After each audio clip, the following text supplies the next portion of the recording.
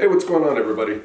Thank you for tuning into this wonderful episode that we're going to be doing, talking about high protein breakfasts. If you came here looking for something for breakfast, you wanted to eat some protein, start the day off with some gains, you're in the right spot. The cool thing is we're going to be doing it all without eggs. So stick with me through this video. We're going to go through 5 awesome breakfasts. Let's roll them credits and get going.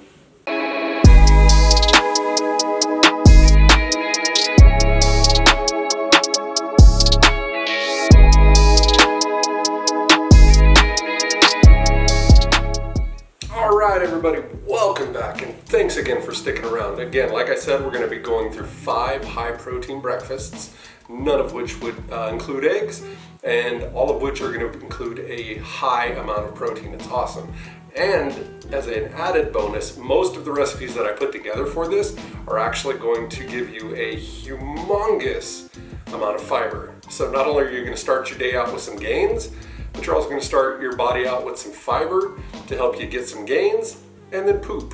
Life is good. Who doesn't want to get gains and poop all in one day? That's a good day if you ask me. So let's jump right into recipe number 1.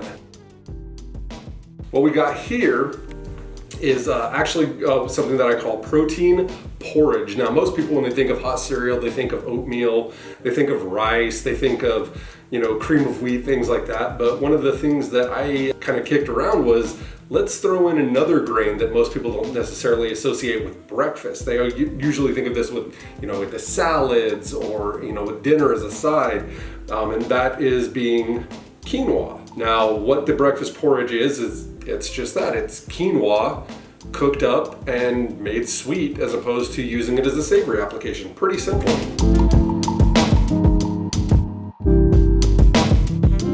Now, as far as the nutrition facts on it, it actually comes in at about 545 calories, has 24.6 grams of protein, and like I said with the fiber, it's got 8.8 grams of fiber.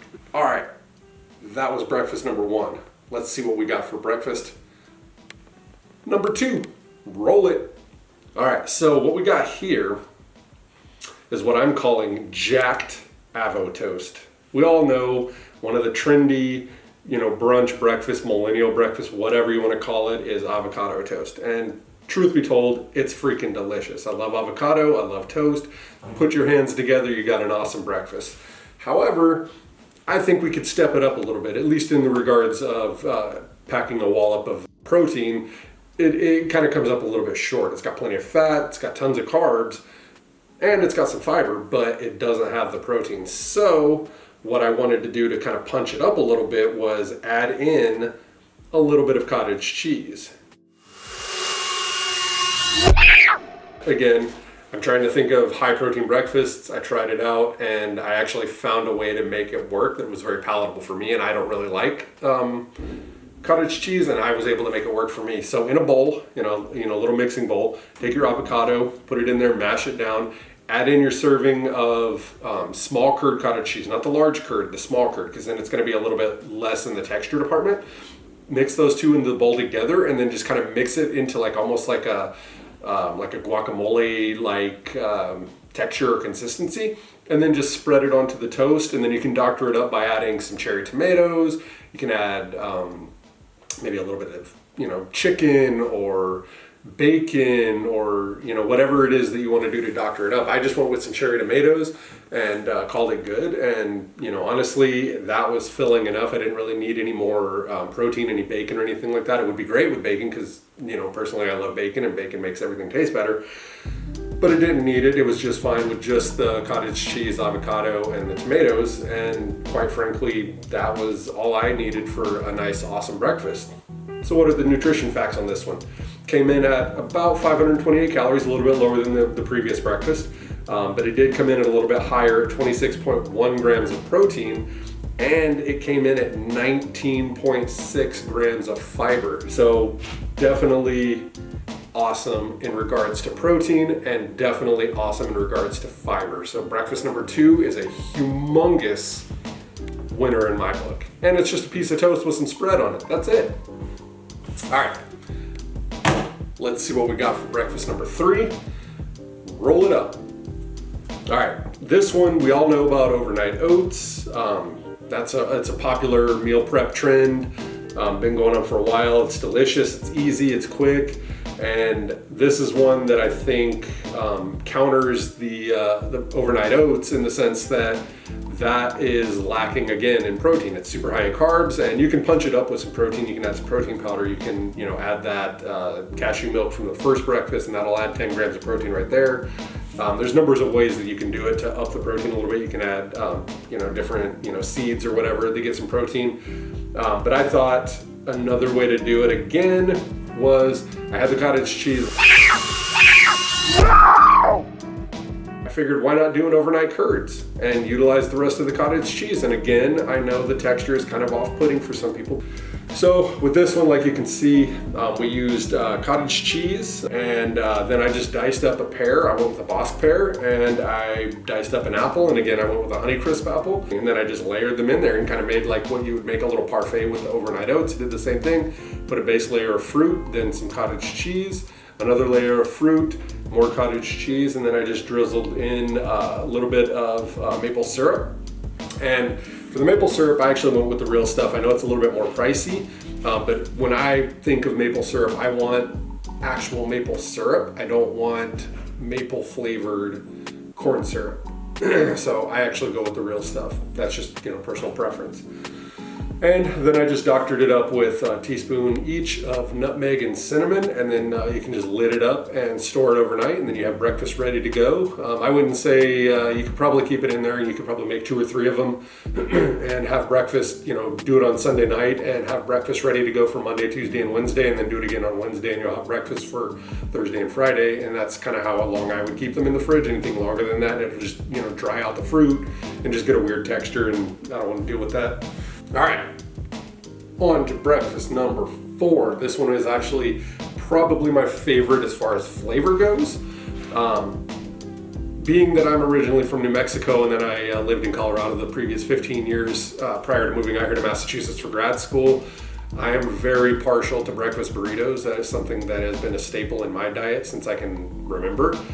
And I had to include a breakfast burrito. However, of course, we're going without eggs, so how was I going to offset that with the texture and flavor and satiety and protein standpoint?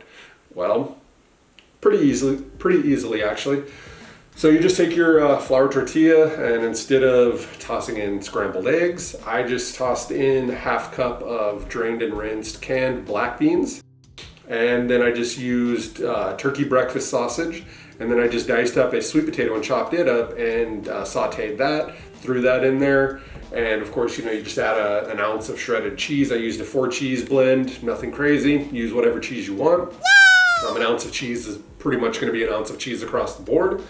And as far as what we came up with on this one, you can also add salsa to it if you wish. I didn't in this particular case because I just wanted to shovel the breakfast burrito into my mouth because it was so delicious. So I didn't use salsa, but by all means you can throw salsa on there, you can throw green chilies on there. I did throw pickled jalapenos in this one, which is why I didn't use the salsa now that I'm thinking back. It's been about a week since I cooked these, a week and a half since I cooked these, so I'm trying to think back, but yeah, I also used pickled jalapenos in this one, that's why I didn't use the salsa on this one. But as far as nutrition facts, this one came in at 476 calories, 29.2 grams of protein, and 10 grams of fiber. So as you can all see, all of these breakfasts are packing a huge protein punch. It's a lot of P's right there. Packing a huge protein punch. I can't say that. And a ton of fiber. It's awesome. All right. Moving in to the final breakfast.